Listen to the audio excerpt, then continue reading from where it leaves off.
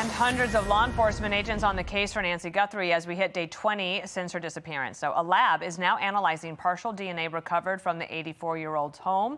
Meanwhile, investigators are also combing through tens of thousands of tips. Matt Finn is outside Nancy's home in Tucson, Arizona. Good morning, Matt. Good morning, Dana. We're waiting on some possible results from the DNA inside the house, but there's no guarantees or timeline there.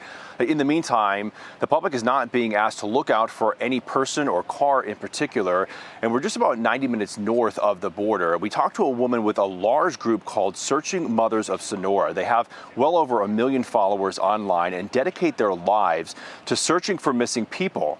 One of the women with the group tells us that people in Mexico right now are aware of the Nancy Guthrie case. They're talking about Nancy. And this group is doing grassroots investigations and foot searches for Nancy and other missing people in areas known for criminal activity. We dedicate ourselves to actively looking for them, putting flyers all over the city, in the field, digging, moving land, knowing more about the land when there is someone buried. So far, the FBI has not indicated any official investigation or lead in Mexico, but we're told the FBI is in communication with Mexico on the Guthrie case.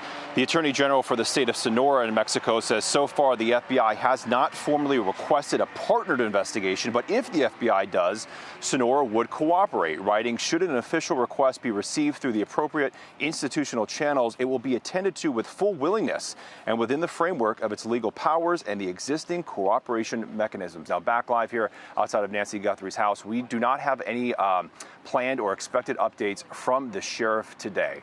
Back to you, Dana. Matt Finn, please keep us posted. Thank you. Bill? Yep. Well, Dana, we are joined now by James Gagliano, former FBI supervisory agent and one of our new Fox News contributors. James, good to see you again. Good to see you, Bill. So we heard President Trump criticize local law enforcement out there in Pima County yesterday for the fact that they told the media they were flying around with this low-level helicopter scanning for Nancy Guthrie's pacemaker. I think he's kind of got a point there. I mean, why would you show your cards? That's probably not something you'd want the suspect to know they're doing, right? Yeah, Bill, it's a difficult needle to thread, and I heard the president's comments, and he is correct. Obviously, we want to get as much information as possible, crowdsource things, and try to move this investigation on. And you have to share certain things. But the technology that's available today is so vastly far ahead as we move forward in the police sciences business. And the question becomes, how much is too much? What should we let the public know that we are looking for, we need help in, and what are things we should keep close to the vest? And obviously, searching for the pacemaker, it's a technology that's been around for a while. It operates off of Bluetooth. And there are things open source online about it, but the president's point was well taken, that sometimes we might give the bad guys too much information. Yeah. Well, the dispatchers down there in Pima County say they've been inundated with thousands of tips to their lines. Take a listen to what one of them said about how they're trying to sort through it all. When somebody calls in a tip or a lead, we have call takers that are trying to ask very specific questions. They're trying to be as detailed as possible. We want to make sure that the tips and the leads that we're receiving here are credible, that they're a viable piece of information, and it's something that our investigators might be able to act on. So it's just questioning these callers and gathering the appropriate information for the appropriate call. So, James, that's the dispatcher perspective. Talk to me about the law enforcement perspective. They're getting thousands of tips. 99% of them are probably going to be a dead end. All you need is one, though. How does law enforcement allocate their resources to go through that many tips? Yeah, Bill, it's difficult here because, again, we've got two parallel investigations going on. Look, I served as the FBI's New York City Crisis Management Coordinator, and we worked hand in glove with the NYPD. We did it through task forces. We would set up a joint operations center, and that's where all the leads would come in from, whether they're coming from a 1-800 tip line like the FBI has out or a 911 call that somebody gets on the county side and refers to the sheriff's office.